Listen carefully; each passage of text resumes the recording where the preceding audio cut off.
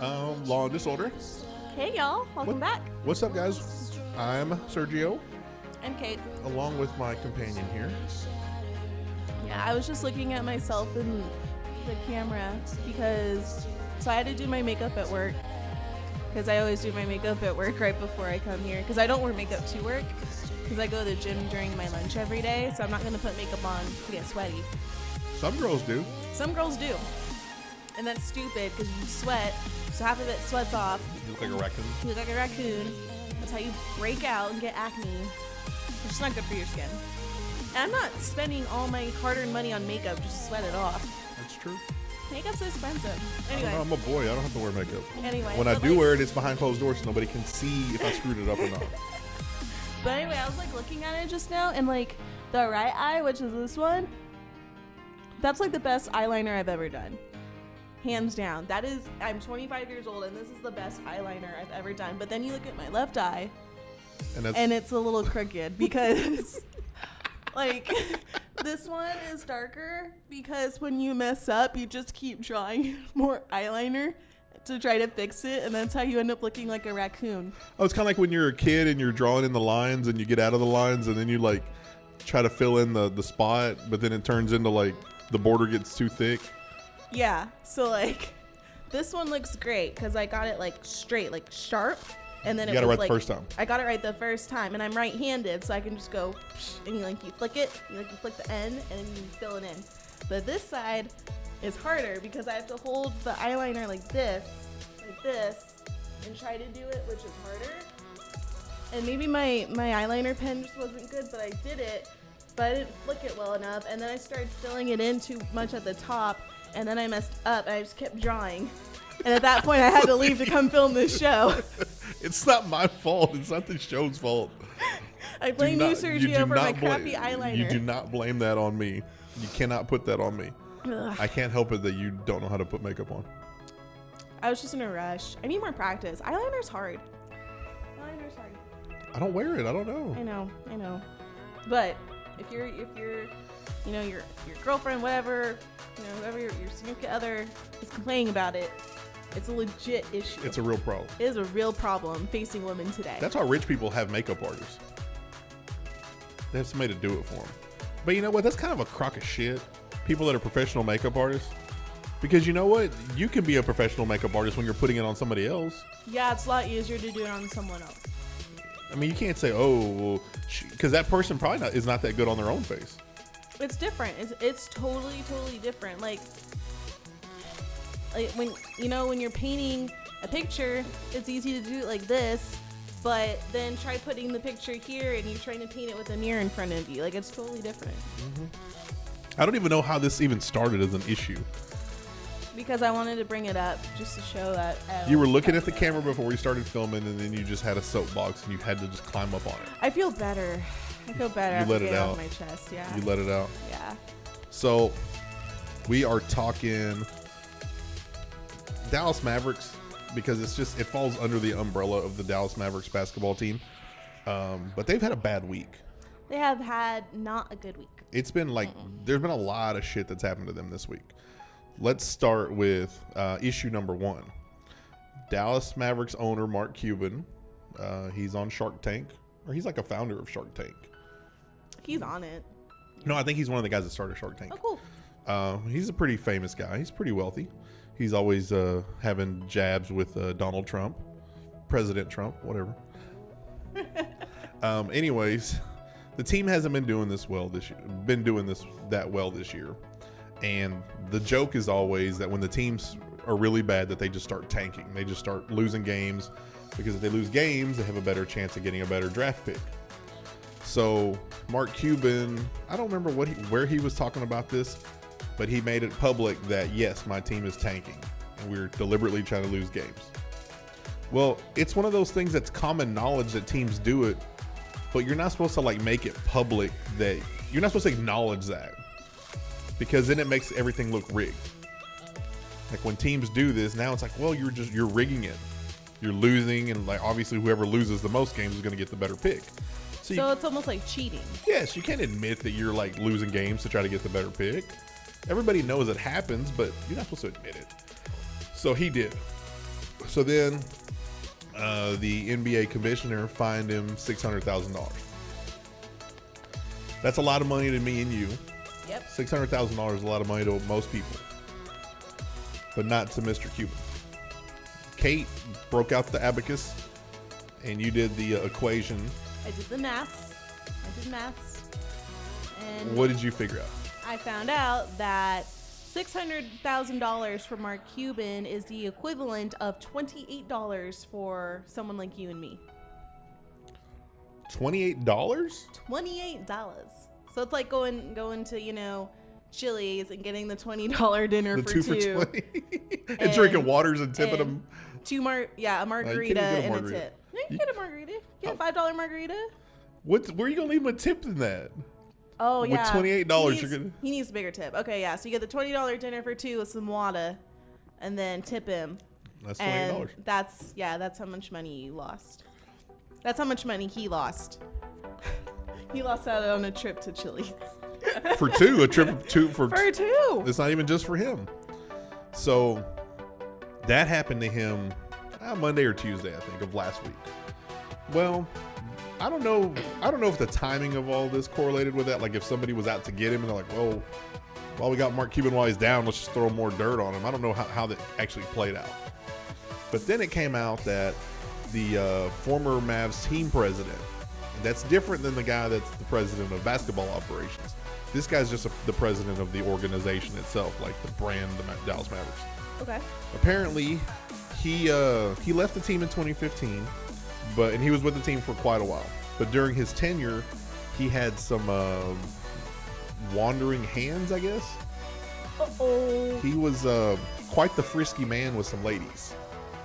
And he had some, I guess they call it sexual misconduct. Of course. But he had a couple of complaints from some ladies that he was a little handsy. He was a little... But he never actually, assaulted. No, he never assaulted to my knowledge. Okay. But he was just very... Still putting his hands in places they shouldn't be. Exactly. And it would be like in weird time, like during a meeting. He's like, oh, hey, let's... Oh, no. Really? Don't do it. The software update. Oh, I got it. Google. Apple software updates hate this show. We always get them, and it's just like... Sergio's fat finger to hit install now. That's why I didn't touch it. I didn't touch it this time. Okay. So back to steer this thing back. Let's right this ship here. So yeah, that happened. He had some sexual misconduct, and then that was, like I said, it's old news at this point, but it's still one of those things where it was never disclosed. And I guess that was the big thing. It's like, well, what are the Mavericks hiding? Why are you hiding it? Why is this not public information? I mean, it is if you know where to look, apparently. Well, yeah. Well, on top of that, then you had Earl K. Sneed. Earl K. Sneed is a writer for their website, Mavs.com. Well, Earl K. Sneed had some domestic violence charges. Not once, but twice. Uh-oh. Uh-huh. So, apparently... Did he get fired?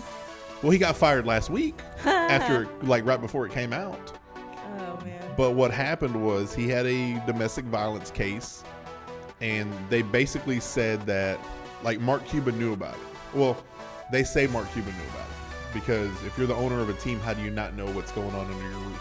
Yeah. And he tries to be a very hands-on owner, so you can't be hands-on and claim you don't know about it. But apparently what happened was he got the first domestic violence charge, and then he put Earl Sneed in counseling. And he had him going to counseling, and I think they had him set up to where he couldn't be around women by himself. It was that bad. Like they wanted him to be policed.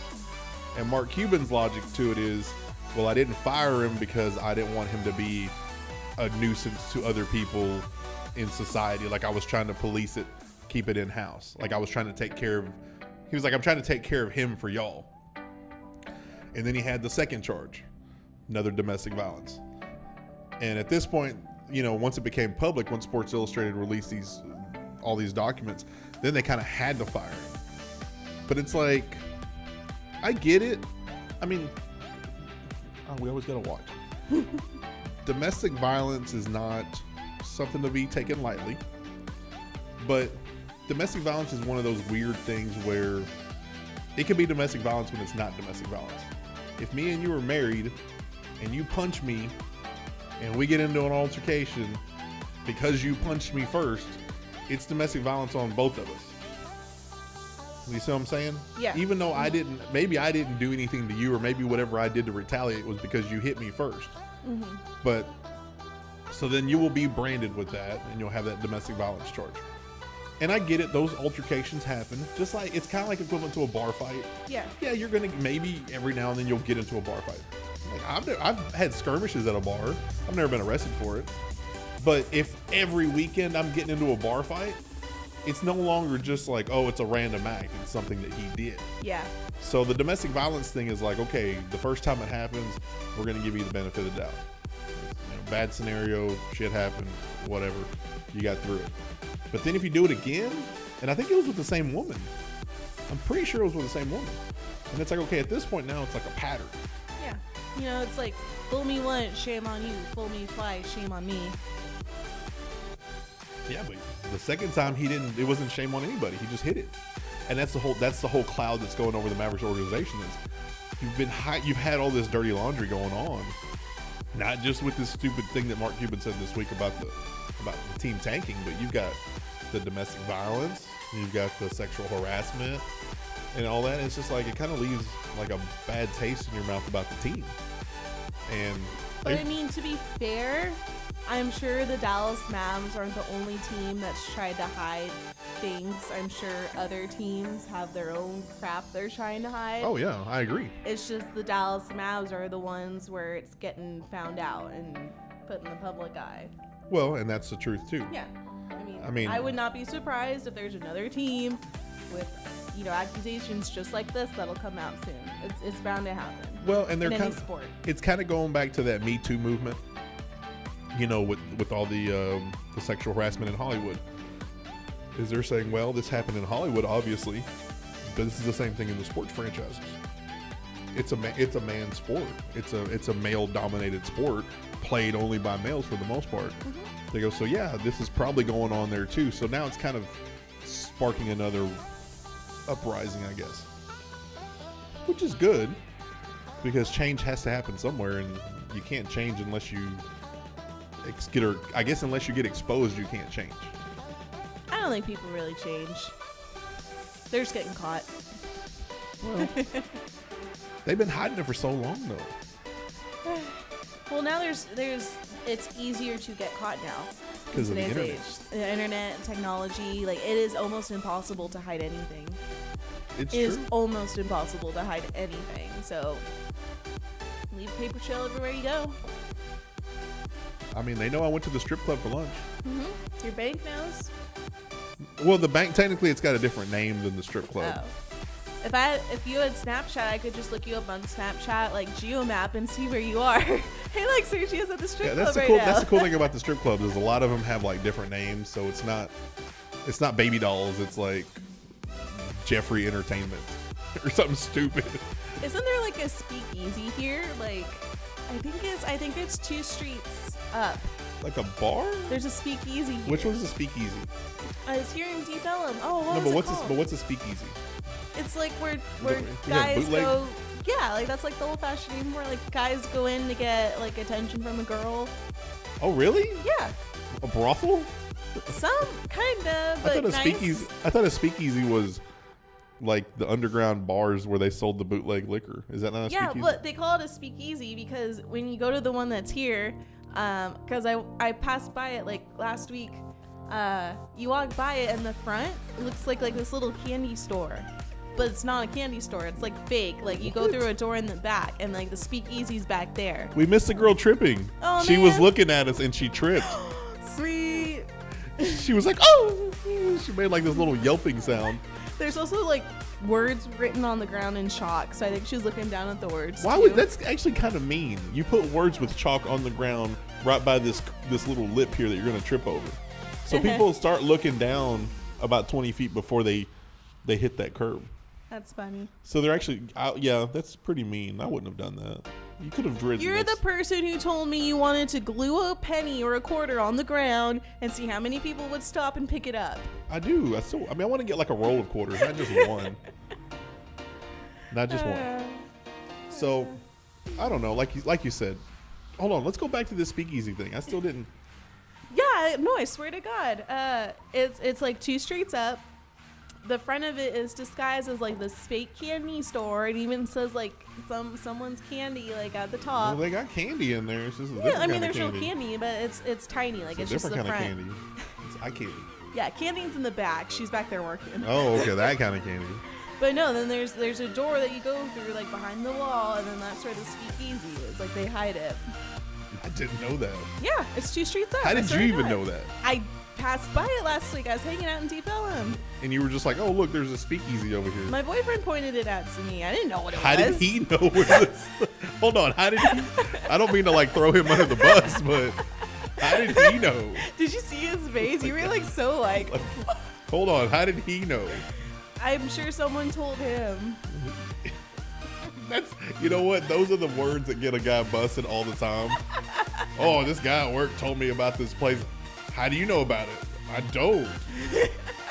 This guy told me about it. Totally. Yeah, it's like, yeah. There's there's like a fine line with the way you say it. Otherwise, your significant other's gonna dissect it and be like, no, if that's what you meant, you would have said it this way. It's like the worst thing to say anything like that. You know? Oh man. You can't. But, you can't be like, John was at the strip club the other day. Well, how do you know he was at the strip club? Because he told me. Are you sure you weren't there with him? You said we, not he. Are you sure? It turns into a whole thing. I can't say anything. But then but girls are like manipulative like that because we'll be like, are you sure you weren't here? Were you there? And then you start second guessing yourself because you don't want to get in trouble. Were you drinking? You know how you get when you drink. You may have forgot. What was I doing? Maybe. Yeah, it's like. What answer do you want me to say? Were you drinking? Sometimes you forget things when you drink. Maybe you were there. You're like, oh shit, maybe. Then you got to go look at your credit card statement. And you're like, okay, no, I wasn't there. No, I wasn't there. Not me. No, let me check my cash. Let me check my pocket cash. No, that cash was there. I didn't. Yeah. Mm-hmm. Yeah. So that's up the street. What were we talking about? The Mavs. The Mavs. Sexual harassment and domestic violence and cheating. It's just like a whole thing. It's everywhere, man. It's corrupt. This is just proving that this stuff is everywhere. It's not just Hollywood. It's not just doctors and Olympics. It's sports. It's everywhere. It's her boyfriend just hanging out at speakeasies. I guess it's so. It's everywhere. Yep.